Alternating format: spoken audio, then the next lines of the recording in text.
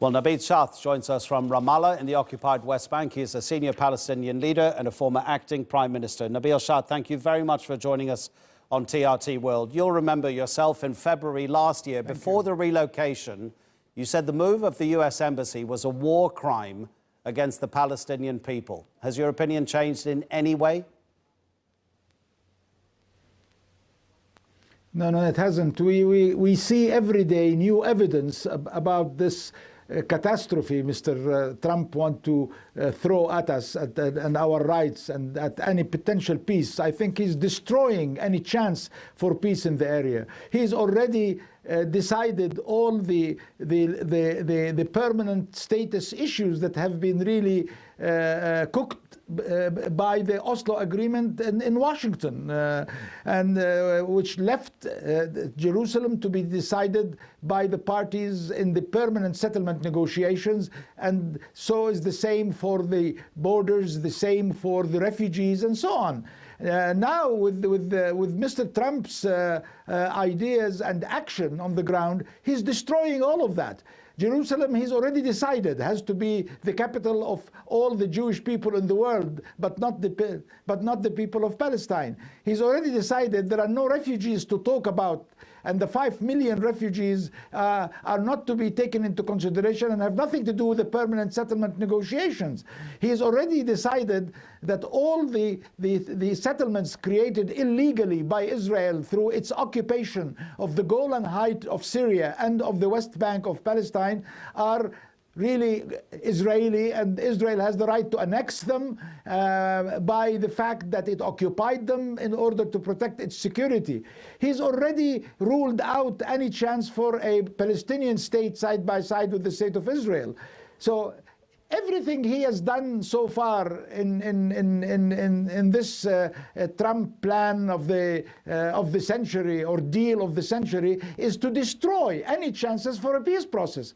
He is doing that in Palestine, and he's doing that in Gulf and everywhere else in the Middle East. You know, judging by your answer, it's quite obvious that you've seen those leaked details of what the Trump administration calls the deal of the century, what the White House would like to see as the culmination of a peace process. Have you seen those details? Because you mentioned the illegal settlements. The leaks suggest that the deal of the century, as the White House puts it, will allow Israel to take control officially of all of those illegal settlements. There would be a new state called New Palestine. Do you have any sort of sympathy for that deal? Is there anything in it at all that you agree with? This is utterly ridiculous. The New Palestine is talking about, he wanted to extend into Sinai of Egypt, and he wanted to be under full control by the Israeli army. And he's already told us very clearly what he means by that. We reject that deal. We consider it really a total negation of international law and of all agreements that have been made, and in fact supervised by the United States itself since 1991, 1992. And therefore we reject not only the so-called deal of the century, we reject a unilateral role by the United States, particularly Mr. Trump's United States, which already considered that it's legal for Israel to annex parts of Syria that have been occupied by Israel in 1967, which is really just a precedence they are setting so that Israel can also annex as much of the West Bank of Palestine as it really wanted. This is all destructive of a peace process, and we are not going to accept any unilateral American role. We want a multilateral role by countries that count and are important for our world. We need this to be really part of an international effort based on international law and United Nations resolutions and signed agreements signed since 1993. Nabil Shah, how much are your desires for a multilateral approach to the peace process likely to be successful in the face of the most powerful man on the planet? Donald Trump's, the leaks suggest that this deal will basically fail and will cause more suffering to the Palestinian people if Palestinians reject it, because the leaks say that the American administration, in the case for rejection by the Palestinians, will make sure that no country gives any money to your people. You want a multilateral approach. The leaks, if they're correct, Donald Trump has his own ideas. He is such a tough negotiator, and as you're indicating, doesn't seem to be particularly friendly in any way to the Palestinians. What then if you reject his deal?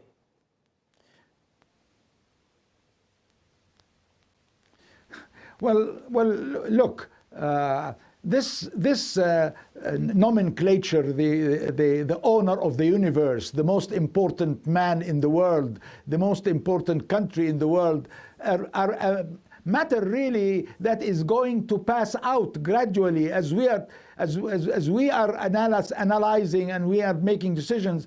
I think what America is going through is just like what the Soviet Union went through, and then what Russia went through with Mr. Boris Yeltsin took over the government.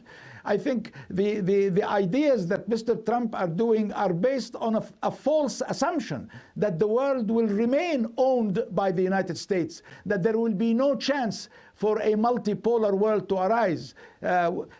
It's also based on the fact that Mr. Trump will be re-elected once again for another term. I really have doubts about all of this. Okay, I think but this you know what? Unilateral ownership of the world is going to pass out. Okay, I totally appreciate what you're saying, because so many people in positions like yours that we speak to say that we'll wait for Donald Trump to not be president anymore. But is there not a danger, do you think, that the decisions he's making in terms of the future of the Palestinians, the decisions he's making now, are actually going to cause more difficulties for the peace process in the future when he isn't president, because they're decisions that can't be taken away so easily?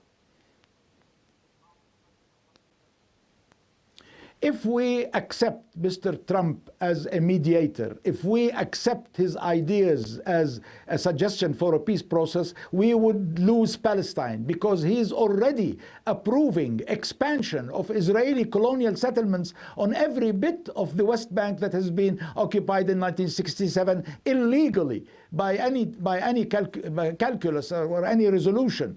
And if we really accept what he's saying, there will be no Palestinian state, and the Israelis will continue to their attempt to replace the Palestinians. Okay. How are they going to get rid of 6.5 million Palestinians? They cannot do that. And he is already trying to cut money, but no country in the world listened to him. Neither our Arab brothers, nor our Muslim brothers, nor the European Union. Our satellite time is going to expire, and I don't want to let you leave without thanking you for your time. Thank you very much indeed for speaking to us on TRT World.